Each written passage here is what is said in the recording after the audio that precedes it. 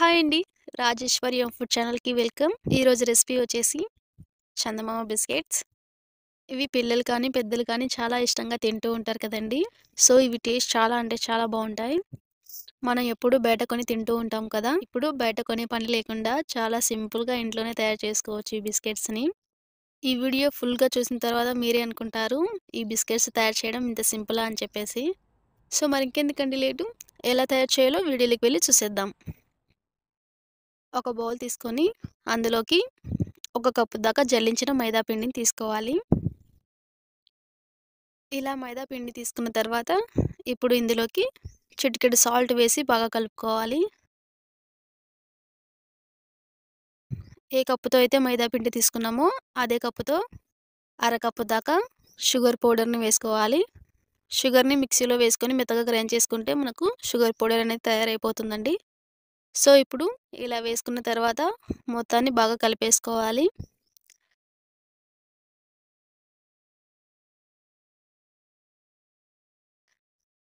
ఇలా కలుపుకున్న తర్వాత ఇప్పుడు ఇందులోకి ఒక చెంచా నెయ్యిని కూడా వేసుకొని మరొకసారి బాగా కలుపుకొని ఇప్పుడు ఇందులోకి కొద్ది కొద్దిగా వాటర్ వేసుకుంటూ చపాతీ పిండిలాగా కలుపుకోవాలి.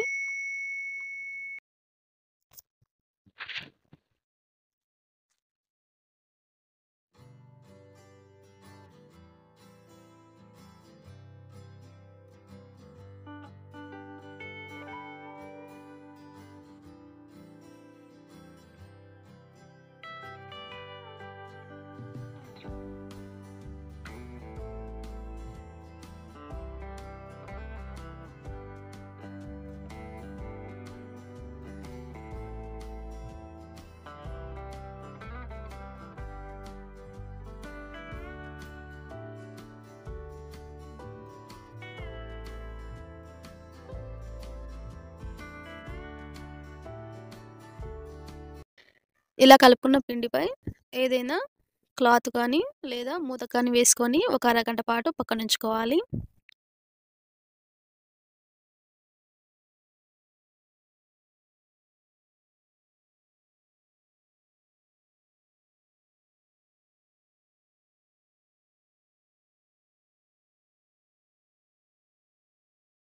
ఇప్పుడు నేను మీకు ఒక అరగంట తర్వాత చేసి చూపిస్తున్నానండి.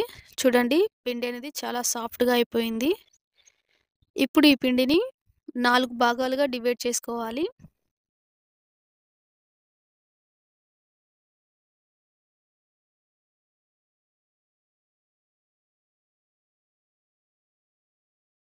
ఇలా 4 భాగాలుగా డివైడ్ చేసుకున్న తర్వాత ఒక చపాతీ ముద్దను తీసుకొని ఇప్పుడు ఈ చపాతీ ముద్దను ఏదైనా బెంచ్ పైకి తీసుకొని బాగా నీట్ చేసుకోవాలి. చూడండి, ఇలా వీడియోలో చూపిస్తున్న విధంగా బబుల్స్ అనేది ఏమీ లేకుండా బాగా స్మూత్‌గా నీట్ చేసుకోవాలి.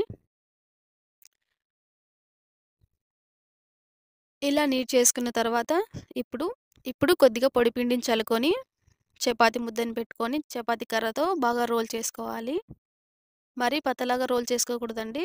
కొద్దిగా మందంగా రోల్ చేసుకోవాలి.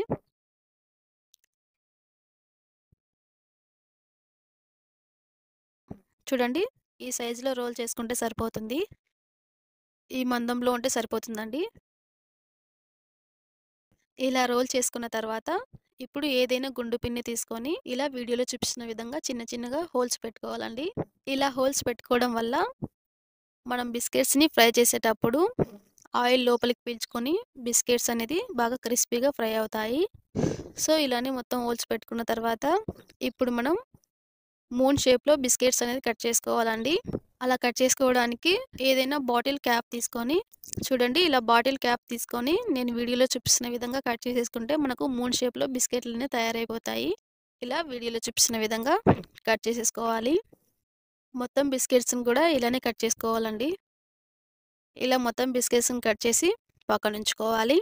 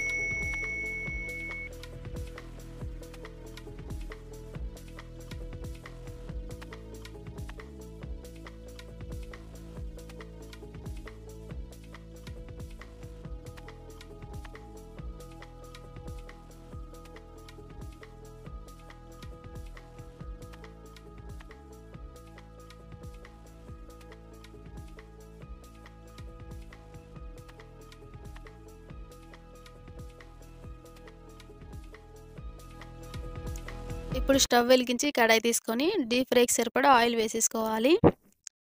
ఆయిల్ మరీ ఎక్కువగా హీట్ చేసుకోకూడదండి. ఆయిల్ కొద్దిగా హీట్ అయితే సరిపోతుంది. ఆయిల్ కొద్దిగా హీట్ అయిన తర్వాత ఇప్పుడు మనం మొత్తాన్ని బిస్కెట్స్‌ని ఒకటేసారి వేసేసుకోవాలి. వెనకేసినవి, ముందేసినవి మాడిపోతూ ఉంటాయి. అలా కాకుండా మొత్తం ఒకటేసారి వేసేసుకుంటే అన్నీ ఒకటేసారి ఫ్రై అవుతాయి కాబట్టి అన్నీ ఒకటేసారి వేసేసుకోవాలి. గరిటెతో కలుపుతూ ఫ్రై చేసుకోవాలి. ఈ బిస్కెట్స్ చాలా త్వరగా ఫ్రై అవుతాయండి. అందుకోసం చాలా జాగ్రత్తగా చూసుకోవాలి. చూడండి బిస్కెట్స్ అనేది ఎంబటే కలర్ అనేది చేంజ్ అవుతున్నాయి కదా. ఇలా కలర్ చేంజ్ అవుతున్నప్పుడు గరిటెతో బాగా కలుపుతూ ఫ్రై చేసుకోవాలి. లేదంటే ఒకవైపు కాలి మరొక వైపు కాలకుండా అలానే ఉండిపోతాయి. అందుకోసం ఈవెన్గా కలుపుతూ ఫ్రై చేసుకోవాలి. చూడండి మనకు ఈ కలర్లోకి వచ్చాయంటే బిస్కెట్లు అనేది పర్ఫెక్ట్గా ఫ్రై అయిపోయినట్లు. ఇలా కలర్ వచ్చేస్తే మనం చాలా తొందరగా బిస్కెట్లని బయటకు తీసేసుకోవాలి, లేదంటే మాడిపోతాయి. సో ఇలా అన్నీ బయటకు తీసేసుకోవాలి. అన్ని బిస్కెట్స్ని కూడా ఇదే కలర్లోకి ఫ్రై చేసుకోవాలి. అప్పుడే టేస్ట్ బాగుంటాయి.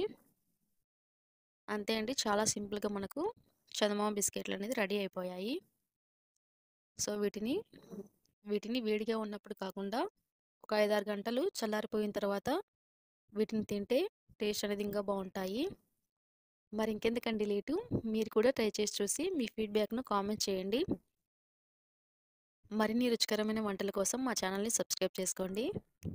అంతేకాకుండా మీకు ఏదైనా రెసిపీ కావాలనుకుంటే నాకు కామెంట్ చేయండి. నేను మీకు ఆ రెసిపీని చేసి చూపిస్తాను. Thanks for watching.